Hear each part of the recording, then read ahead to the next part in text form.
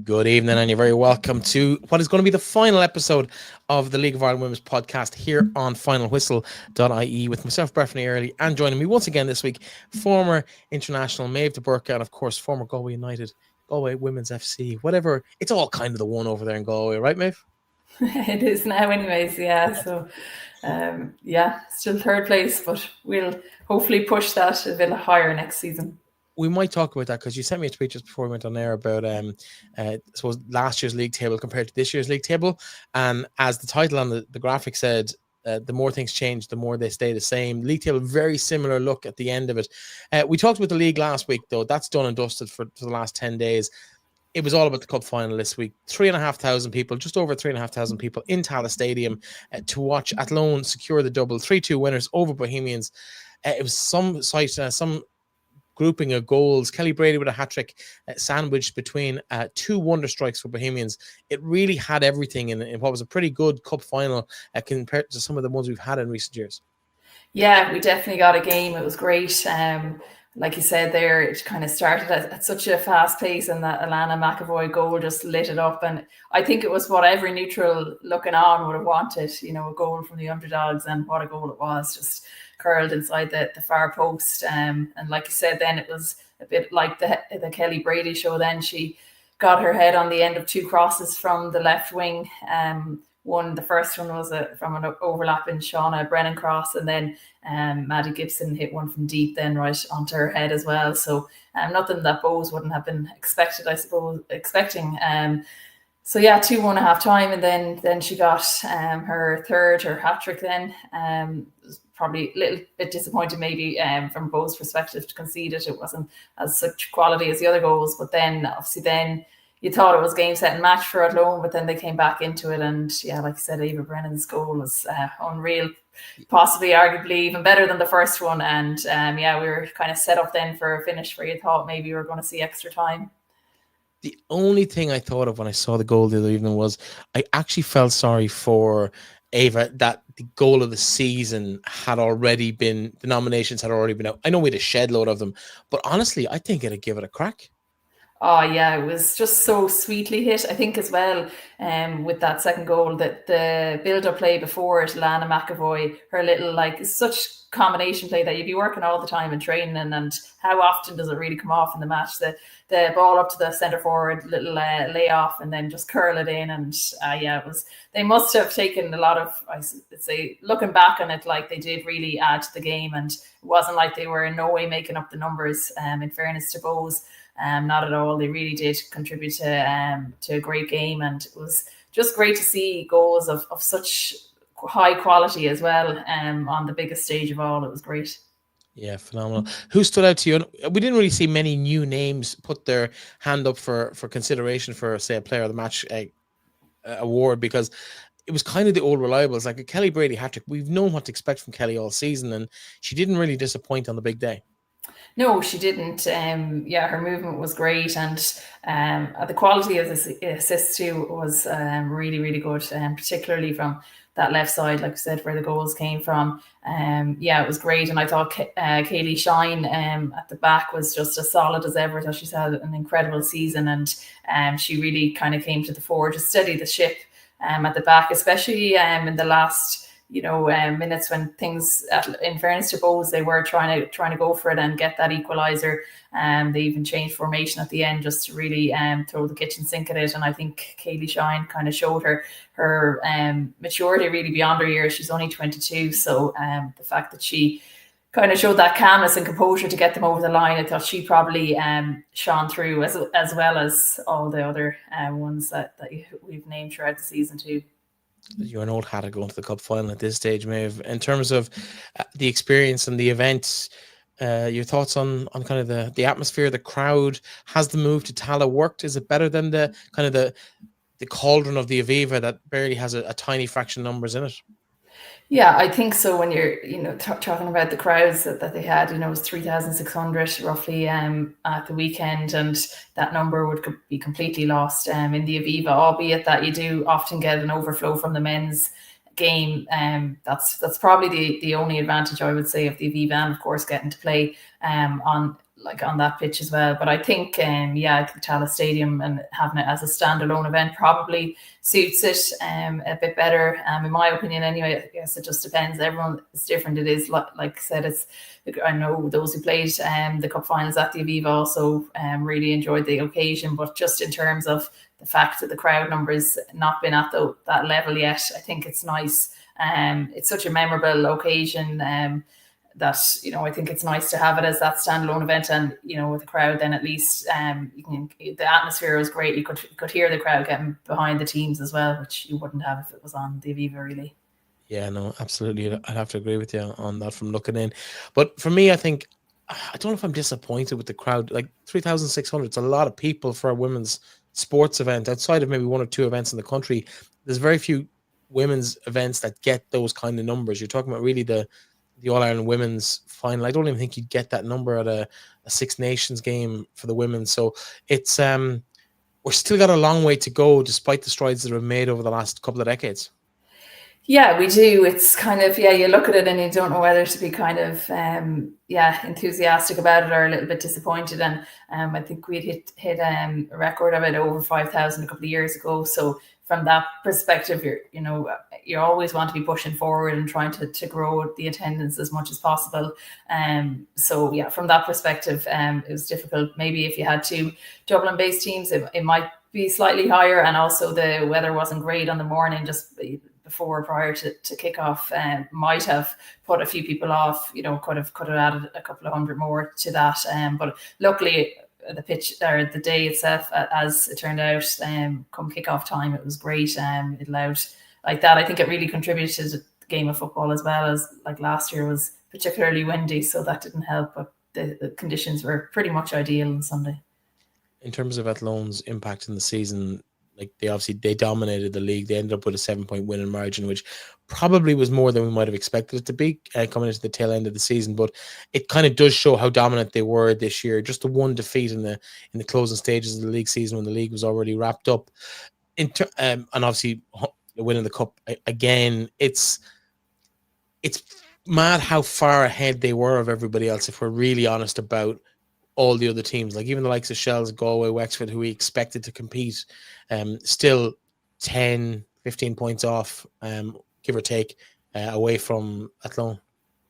Yeah, and they did really kind of come through at the end, I think, albeit apart from that defeat to Peamount, where they were obviously under strength. But yeah, they have shown a dominance, I think. Definitely, like I said, those crucial games against the other top three is really what swung it as well for them.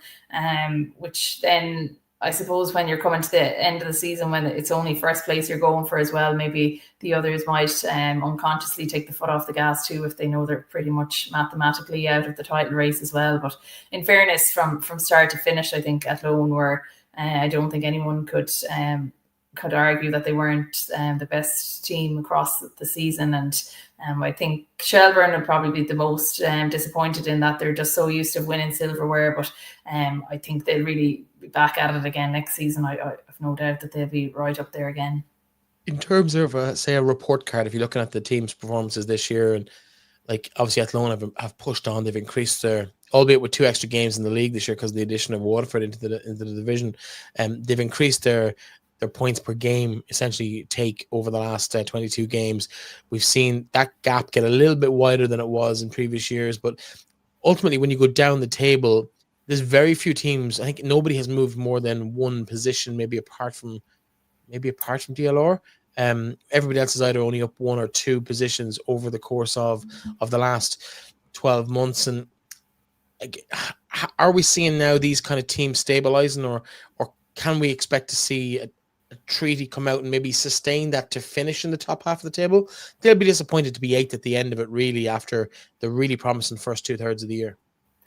Yeah, they will. I mean, like I said there, it's just, I think everyone finished where they expected to finish nearly, just given that the top 6, like you said there, the top 6 from this season were the exact same as the top 6 from last season. So I think from that perspective, it's no one can be overly disappointed, I suppose, with the season that they've had in that sense. But yeah, I think Treaty were probably, they looked to be the surprise package at the start of the season. They were right up there in and around fourth for a while, and it looked like they really were going to push on. But I think maybe looking back at that the semi-final loss in the FAI Cup to Bohs, I think they maybe after that the season probably dwindled out a little bit, but the points are so tight as well in that middle table that if someone goes on a run as well, they may end up finishing fourth as opposed to eighth.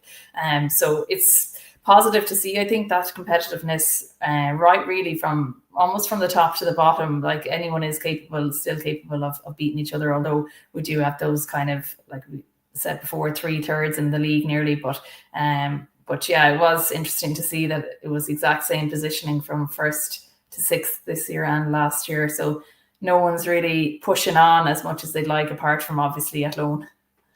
Are you excited to see what's going to happen with the next tier when it comes in next year? Because effectively we're getting 10 new teams into the league. Okay, yes, they're the current under 19 teams, but I think we might see some players who have fallen out of the league in recent seasons coming back in with teams from around their own general area, players who maybe thought that they might not get another opportunity to play at this level or in the National League pyramid.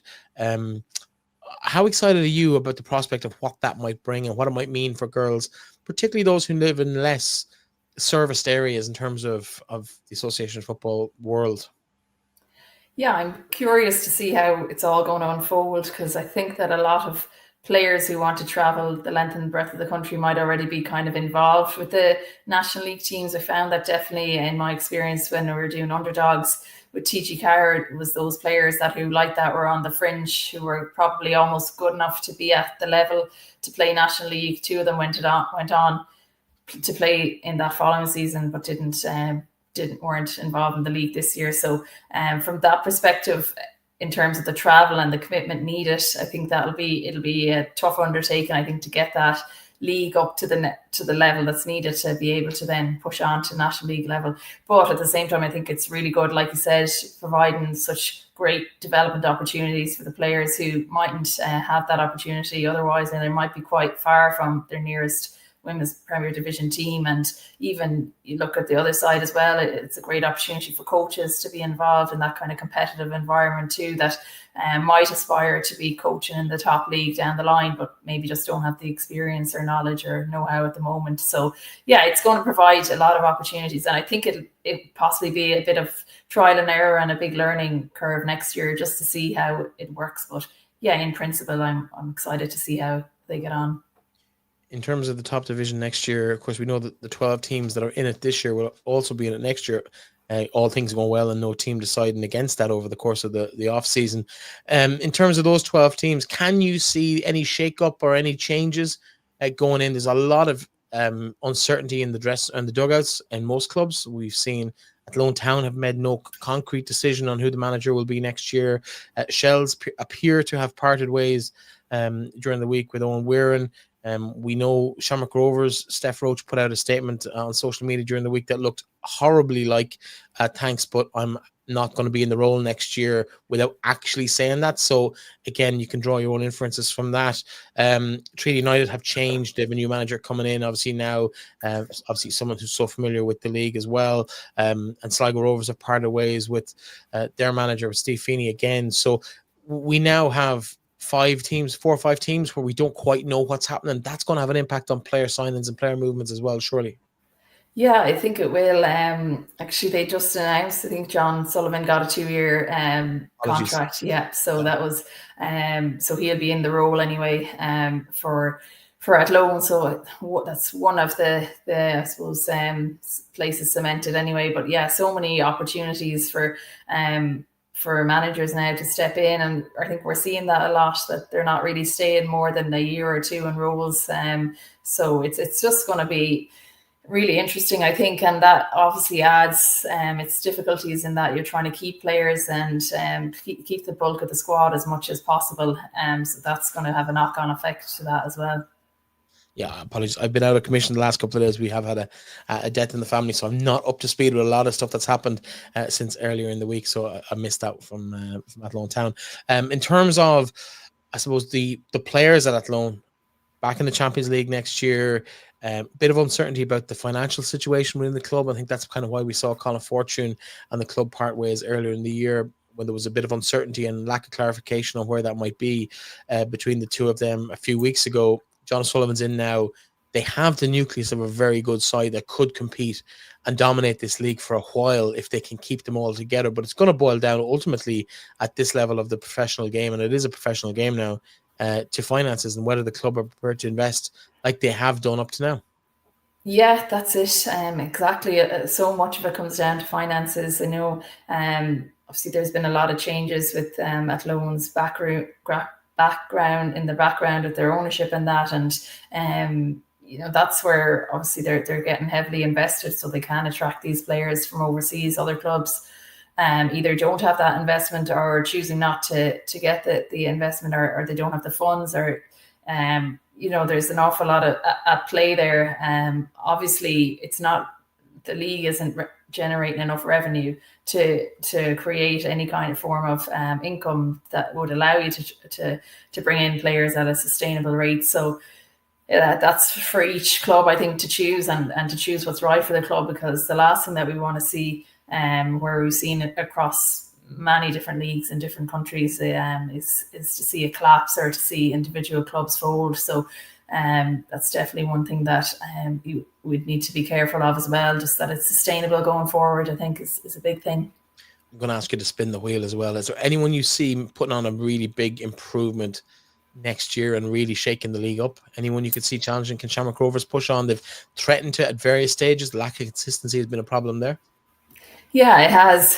They seem to have good structures in place and that, but they just maybe the quality possibly in terms of their players this year wasn't there. They lost a few big players in recent times, and obviously they're adding on your Gorman to that list as well. They're going to be, I think it may even be a little bit of a rebuild next year for Shamrock Rovers as such, even though they're still relatively new.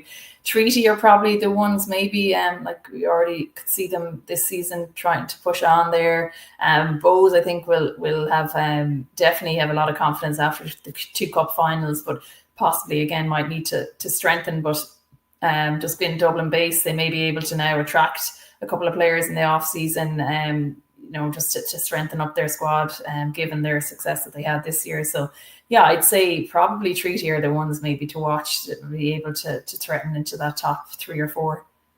Couple of announcements, of course, during the week when we look at the awards, the personal awards, which this time of year always get everybody fairly animated because their favorite player has either been not included or more fun when they haven't been included. People get very, very angry on social media.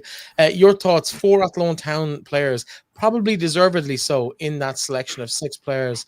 Kelly Brady, Madison Gibson, Roisin Malloy and Hannah Waite, all in that shortlist of 6. Isabella Flacchini and Ella Malloy of Wexford also in the shake-up. We probably could have had another dozen in there that you really couldn't have argued about. The choice of players this year really has been an absolute just gluttony of options, really. It has. In fairness, other years sometimes those nominees would have picked themselves nearly, that you might be struggling maybe to pick the 6 or that, but yeah, there's a whole host of others. Like I already previously mentioned her, Kaylee Shine is probably one that could be in there, but just in terms of positioning, you often don't see a defender being in the Player of the Year nominees, and it's no surprise that this year we don't see a defender or a goalkeeper in there. I'd love to look back at the stats, but in fairness, it's just that's the way it is across the sport. Attackers and midfielders and attackers are generally those nominated for those individual awards. So yeah, some great nominees. Yeah, Kelly Brady, already talked about her. Hannah Vesh, I think, was exceptional in midfield, and yeah, Ella Malloy, I thought for Wexford in terms of her quality on the ball, and she chipped in with a lot of nice goals throughout the season, as well as Flacchini too. Yeah, really impressive for Treaty. No, I think so, and I don't envy the task of separating any of those players, and again, even selecting those 6 out of all the quality that was in the league this year. For the Young Player of the Year, we see a nice spread of clubs. 2 female players in there: Ellen Dolan and Mary Phillips, a defender, I might add. Bonnie McKiernan, a goalkeeper, well represented at the back for the Young Player of the Year award. Madison McGran, has been turning heads with Treaty all season. What Ella Kelly and Aoibhe Brennan, her screamer that we talked about at the top of the show, the consolation as it turned out, but the goal that got Bohs back into the game late on in that cup final gave them a sniff of a chance. She's given herself a really good chance, even post the nominations coming out, of really getting that award. Yeah, she has. One player I think I'm looking to miss out there is probably Hannah Healy, Aoibhe Brennan's midfield partner in crime. I thought Hannah Healy had a really, really good season for Bohs, and I was very surprised not to see her in there. But all the rest of the players, in fairness to them, have had great seasons. Ellen Dolan and Mary Phillips really shone for Peamount, and you already discuss the others there, but Madison McGuan as well. I think just sometimes you forget how young these players are. They're shining week in and week out, and it's only really you have to go and look and see their ages. A lot of them are playing with such maturity, and like you said, particularly like say the likes of Bonnie McKiernan in goals, and Mary Phillips then playing as a centre back too. It's often those positions generally tends to be older people, just given the importance, I suppose, of those positions. So it's good to see them well represented and across the league as well, like you said. Yeah, Madison McGann, I think we got corrected by Treaty this year when we said she was 16. She's actually, I think she might be 16 now, but she was only 15 at the time, mid-season. So young, but so influential in terms of, I think it's a lack of fear, Maeve. And I remember back to when you were in that ballpark as a teenager, and there was a gang of you coming through there in Galway over a space of time. Yourself and Nifa would have been around the same vintage, and there was a couple of girls coming after you, the likes of Julianne and some others. And you just seem to play without fear. You know, you'd been competitive or been winning games all the way up. And even though you were in a relatively, I don't want to say Galway were unfancied, but the Dublin sides always seem to be fancied in these situations. So when you're coming from outside the main football region of Leinster or Greater Dublin, pale. I didn't want to say that, but yeah, exactly. Outside the M50, it kind of becomes seen as a harder challenge because you got competition from other sports or what have you that maybe isn't necessarily as big a deal in Dublin.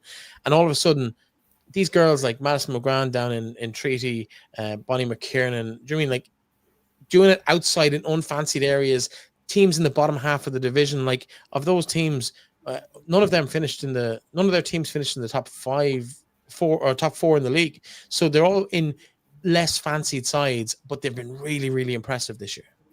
Yeah, they have. And I think, like you said, they're probably playing without fear and just going out with nothing essentially to lose every week too. Although often, they're, like I said, they're not at that top end of the table. But yeah, you don't really think about it too much when you're younger. I think you just go out and play. Like there's not too much. Obviously nowadays it's a lot more serious, younger. And there's so much more analysis and game plans and everything. But I know at that age, we hadn't really, it was just get on the pitch and do your thing, and just play. So there's a lot to be said about that, I think, as well, when you're that age, that it doesn't get too serious too quick too. I was only visiting a primary school today, and it was just so refreshing to see just the young kids and the energy that they bring. And you don't want that excitement and enthusiasm really thrown out of players too early too, and especially as attacking players, you want them just to be able to kind of express themselves on the pitch too. So I think you've probably seen that a lot with the young players, but it is interesting to see then, when you do look at that Athlone team, the fact that they don't have, the only one really is Emma Mooney probably that has broken in there. She's only 16 as well. So, but otherwise their team is, I suppose, it's so talented, and they have players that are at their peak in their 20s, that there just isn't that space nearly for those players. Whereas, is it a case where then we're supplementing, needing the young players to kind of to bring up the other teams as well? Yeah, probably. Two of the other player awards to be given out at the event in a couple of weeks' time. Kelly Brady, of course, hat-trick at the weekend, but she had already sewn up the golden boot for the Premier Division. And Amanda McQuillan with the most clean sheets in the division.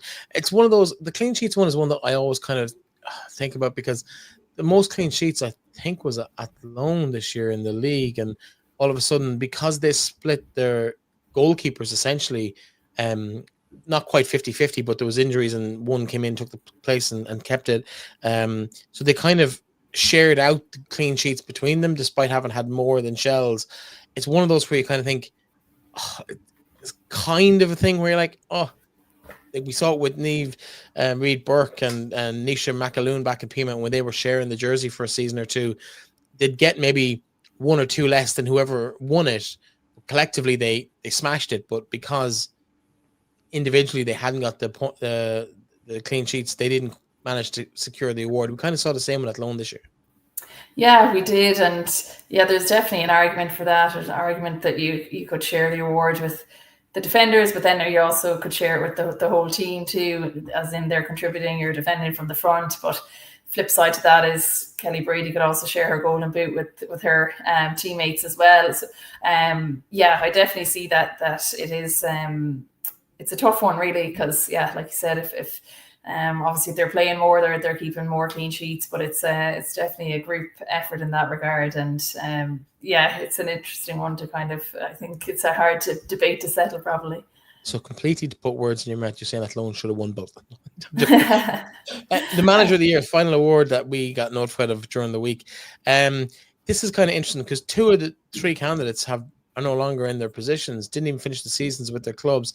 But Sean Russell of Trinity United, Colin Fortune of Athlone Town, or formerly, should we say, both of those cases of those clubs, and Albin Heisa, 2 cup finals for him in both of the cup competitions this year.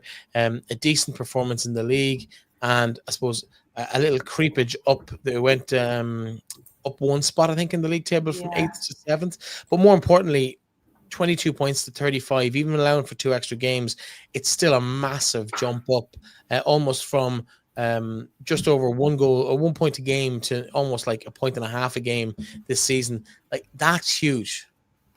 It is, and it's a very interesting. I think that award is actually really hard to predict who'll win it.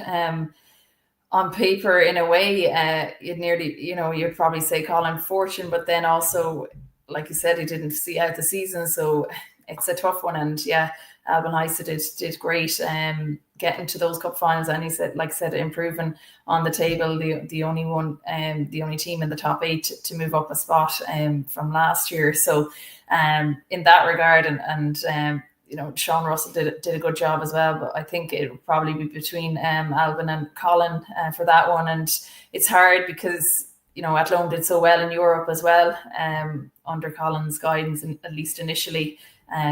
So it's up to the powers that be to pick that one. So we'll see how it goes. It's going to be a tough ask for the panel to pick that. The final thing to talk about this week before we wrap up for the entire season is, of course, the women's national team. They play Belgium twice in the next week. Play Friday night. I think it's next Monday, Tuesday then. Tuesday. Yeah. So in the Aoibhe on Friday night, it's going to be a big night. It's a big ask. It's a necessary game to win to really give ourselves a really good crack at qualifying for the next championships and into League A, where we play better opposition. We've been in this cycle of up, down for the last little while. We kind of need to keep the up going as often as we come down. We need to go straight back up, and that's going to take a win over 2 legs against Belgium. In a kind of a sentence, is that possible? Can we do it? I think so. I don't think it's the worst draw, to be honest, because there's only 7 places between us in the rankings too. And although Belgium had that experience of playing at the Euros, I think we're in a good position it's obviously the goalkeeping position is probably the one we talked about already. It's hard to know who'll play there, but I think we can do it, and I think it's really important to get it back to League A, just because it then in turn will help us essentially with World Cup qualifying, and that's the ultimate goal to get to Rio in 2026 to be guaranteed a playoff if you get back to League A. So I think that's kind of the real ambition there, although we'll have a tough time, no doubt, back in League A. Like you said, that's where you want to be and playing against the best teams. So, but Belgium will be tough. They've the likes of Tessa Vullard up front, really renowned striker. And like I said, they in their group of the Euros, they played against 2 teams that ended up in the semi-finals, Italy and Spain. Lost both, but still great experience. So I think we just need to be smart about how we're set up, and hopefully stay in the game the first leg, and then really push on over in Belgium. Yeah, it promises to be an exciting weekend of action ahead for the girls. In a nutshell, one word answer: Who's gonna win the playoff? Ireland, Belgium. Oh, Ireland. Is that the over head the of two legs? Over the two legs, they'll get it done over in Belgium. I like the way you're thinking.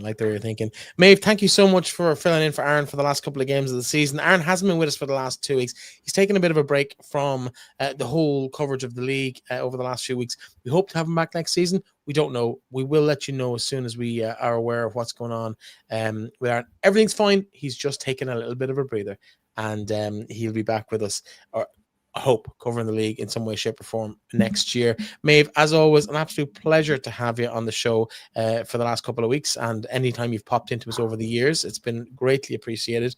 I'm sure across the league, everyone who listens to this show or watches this show on YouTube is delighted to have your insight and your expertise when it comes to all things League of Ireland women and the women's game in general across the country. And I'm sure we'll be watching you on our screens and listening to you over the weekend as well. Are you working for the games? Yeah, I am. I'll be on between radio and TV. So yeah, looking forward to it. Should be just nonchalantly be on the radio, be on the TV, just as you do. An average Friday and Tuesday evening in my house.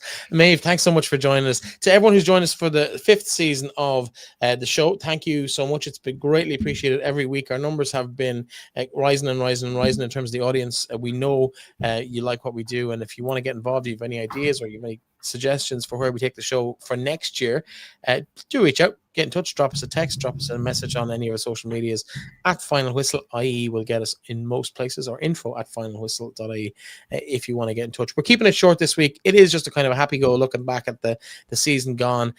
So much positivity out of it. You only have to look at the video that we showed last week for all the goals of the month's contenders for goal of the season.